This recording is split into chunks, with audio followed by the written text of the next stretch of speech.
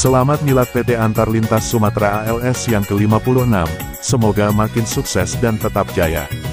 Teman-teman, jumpa lagi di channel Riza 68 Official.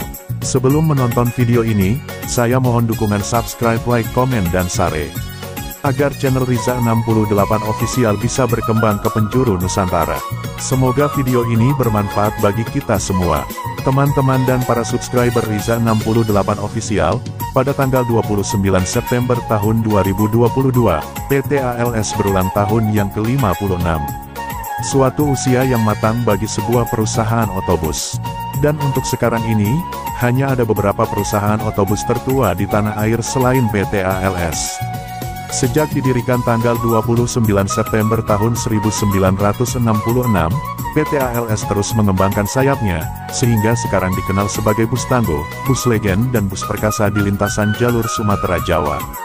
Siapa yang tak kenal bus ALS? Masyarakat Sumatera, Pulau Jawa bahkan masyarakat di Indonesia sekalipun, pasti mengenal bus ALS. Apalagi bagi masyarakat pengguna transportasi umum, keberadaan bus ALS dinilai sangat membantu, karena tidak memberatkan penumpang. Artinya, yang tidak ada ongkos pun diantar hingga ke tempat tujuan. Tidak rahasia umum lagi, setiap memperingati hari lahirnya ALS, berbagai media selalu melansirnya ke publik. Makanya, tidak heran jika masyarakat busmania tahu betul sejarah berdirinya bus ALS. Tangguhnya bus ALS hingga bertahan di era sekarang ini, telah dibuktikan oleh manajemen, para cincu dan kru bus ALS. Masih ingat, saat reformasi dan terjadi resesi ekonomi pada tahun 1998 dan beberapa tahun ke depannya, tiket pesawat mendadak murah. Begitu pahit dirasakan para pengusaha otobus. Tidak sedikit perusahaan-perusahaan bus gulung tikar, kalaupun masih bertahan, pemilik bus terpaksa menutup trayek jauhnya yang ke Pulau Jawa. Namun PT ALS dalam perjalanannya tetap bertahan dengan trip terjauhnya Medan Jember. Bahkan, saat pandemi COVID-19 selama 2 tahun, tak menjadi halangan bagi manajemen PT ALS untuk memberikan pelayanan kepada masyarakat yang ingin bepergian ke kampung halaman, selama prosedur dari pemerintah tidak dilanggar oleh para penumpang. Dilansir dari sejumlah media massa baik cetak, elektronik dan online, bus ALS didirikan oleh 7 saudagar bersaudara yang diinisiasi Haji Sati Lubis di Kota Nopan, Mandailing, Natal, Sumatera Utara. Berawal dari truk untuk membawa hasil bumi, selanjutnya mereka duduk bersama membangun usaha angkutan penumpang. Pada masa awal berdiri, ALS memulai kiprahnya dengan membuka trayek dari Kota Nopan ke Medan dengan menggunakan bus Chevrolet C50. Seiring perkembangan bisnis, ALS memindahkan markas besarnya ke Medan hingga sekarang. ALS pun membuka banyak rute baru dan menjadi salah satu pelopor transportasi penghubung antar kota di Sumatera, meliputi wilayah Pekanbaru, Banda Aceh, Bengkulu, Jambi, Palembang, Padang, dan Lampung.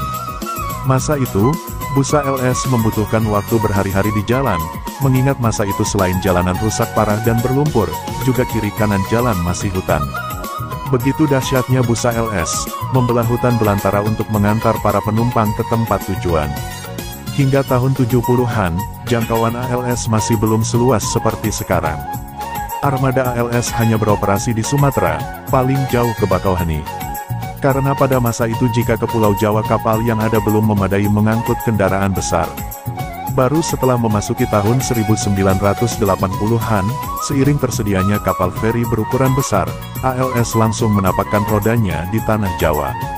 Trayek yang dibuka saat itu mencakup Jakarta, Bandung, Yogyakarta, Semarang, hingga Surabaya. Seiring dengan waktu, PT ALS kembali mengembangkan sayap dengan menambah trayek di Pulau Jawa, seperti ke Tangerang, Cikampek, Bogor, Solo, Purwokerto, Malang, dan Jember, yang merupakan trip terjauh se-Indonesia. Jarak tempuh Medan Jember sekitar 2.920 km. Perjalanannya memakan waktu berhari-hari, sehingga dari sinilah banyak para penumpang yang mengenali para kru bus ALS hingga muncul ungkapan naik sebagai penumpang, turun sebagai saudara. Di usianya yang ke-56 tahun, sama seperti tahun-tahun sebelumnya, manajemen PT ALS merayakannya dengan syukuran, menyantuni anak yatim piatu dan kaum duafa serta para hafiz Quran. Tidak lupa, manajemen menghadirkan ustadz untuk memberikan tausiah. Melalui kanal YouTube Nagil Bus, Perayaan yang berlangsung sederhana itu dihadiri Dirut PT ALS Haji Chandra Lubis, para komisaris, karyawan dan sahabat Bursa LS. Pada kesempatan itu Haji Chandra Lubis mengatakan, hingga saat ini armada Bursa LS mencapai 280 unit. Sebagai perusahaan otobus yang merupakan amanah dari orang tuanya, Chandra Lubis yang merupakan generasi kedua, berusaha menjalankan dengan baik hingga ke generasi berikutnya. Kemudian meningkatkan pelayanan kepada penumpang, salah satunya dengan meremajakan bus-bus ALS, menambah fasilitas dan inovasi bus-bus. Terima kasih telah menonton video ini. Jika ada kata atau kalimat yang bukan pada tempatnya mohon dimaafkan. Dirgahayu PT ALS ke-56 tahun.